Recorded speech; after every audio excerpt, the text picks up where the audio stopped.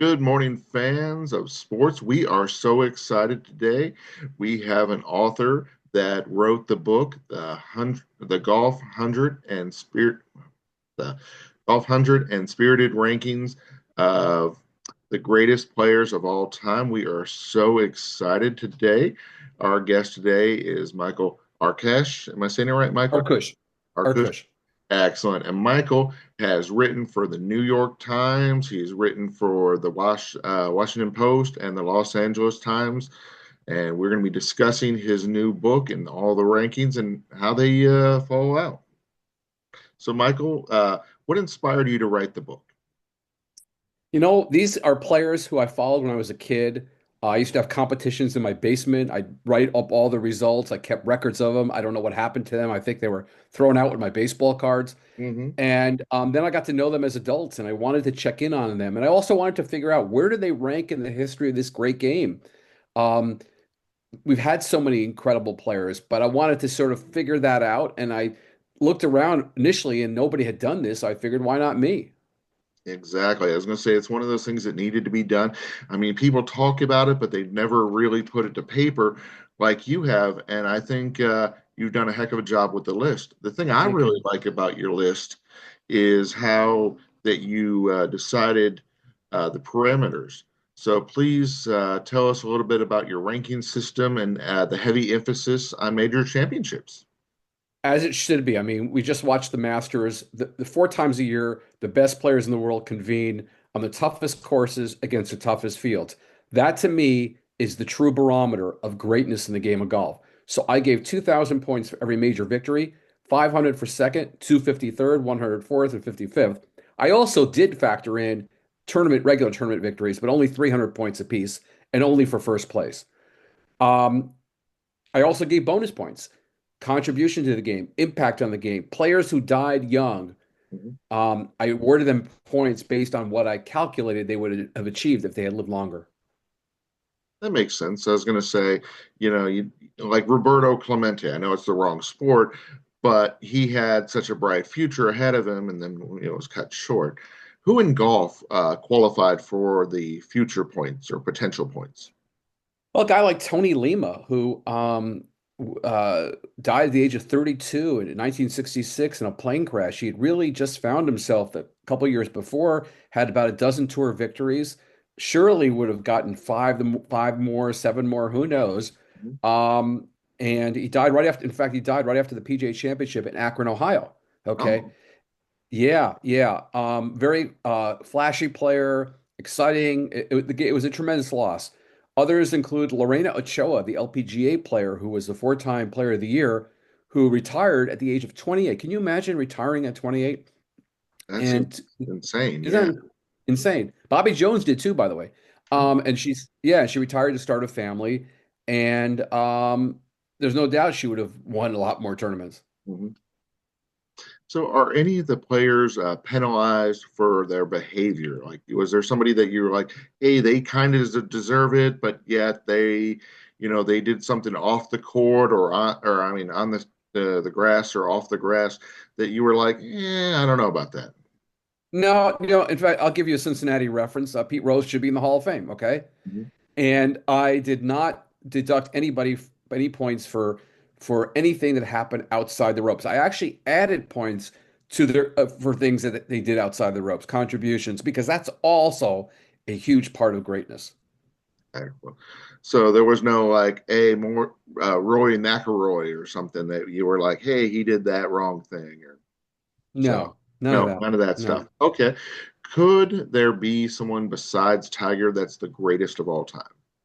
Oh yeah, absolutely. The battle came down to three players actually. Bobby Jones, who I just mentioned, who won 13 majors in his last 21 starts. Tiger Woods, we all know about Tiger Woods, and Jack Nicklaus, another Ohio reference. See how I'm throwing all these We Ohio references appreciate in it. there? And so it came down to those three, and I crunched the numbers, and Jack won. Jack has the most majors, the most seconds. His numbers were better than Tiger's. It's as simple as that. Oh wow. Yeah, I was gonna say I didn't think, and now of course, recency bias and all, but it just felt like no one could possibly beat that. But you said Jack beat it. That's phenomenal.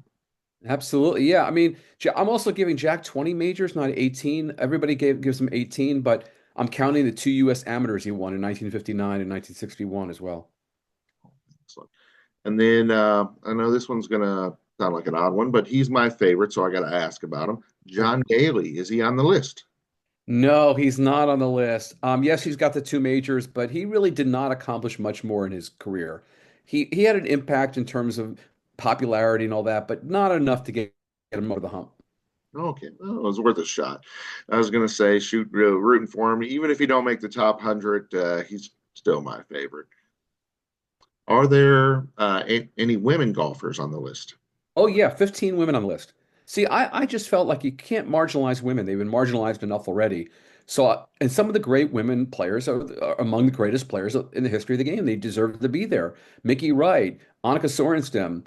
I mentioned Lorena. There are so many of these players that had such an impact on the sport. What about Babe Dietrich? I'm going to say Dave the Didrikson Zaharias is number at 19. No, I'm sorry, number 18 on the list. She is she was incredible. And can I say this? I'm put it out there. I think she's the greatest woman athlete, period, male or female of the 20th century. Oh wow. So Yes. she'd be kind of the Jim Thorpe, basically.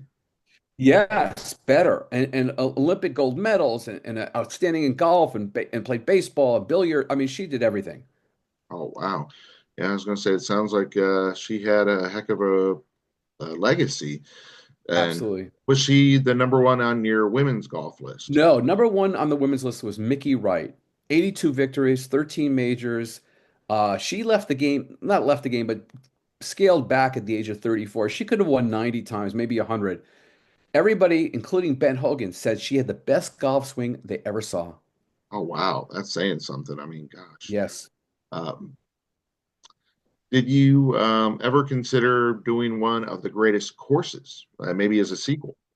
No, that's kind of been done, and that now you're really talking insane numbers. And how do you? That's hard to evaluate. You'd have to be an expert in golf course architecture to really do something of that scale. But people have done it. Oh, definitely. Yeah, we had a fellow a while back. But the reason why I thought it was a great idea is because then you have an excuse to go play all the golf courses. Because you're like, oh, Oh I'm yeah, doing yeah. research. I'm not doing this for fun. I'm not doing it because I enjoy it. I'm doing this for work, and then you can write it off on the taxes. So that sounded like a pretty good scam. I mean, Not a bad idea. heck yeah. So what are your thoughts about Augusta? Because I know that's coming up. Yeah, well, Augusta, the Masters was amazing. They had Rory McIlroy. That was an incredible performance yesterday. Um, he got that fifth major that everybody they've been trying to get for 11 years.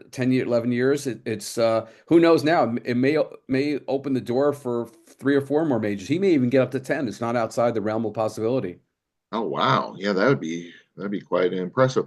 So how high do you think that would put him on your list if he Well, were I already looked at it. He goes from 25, which when I wrote the book, to 20 right now. And I'm planning to revising this list for the paperback version next year.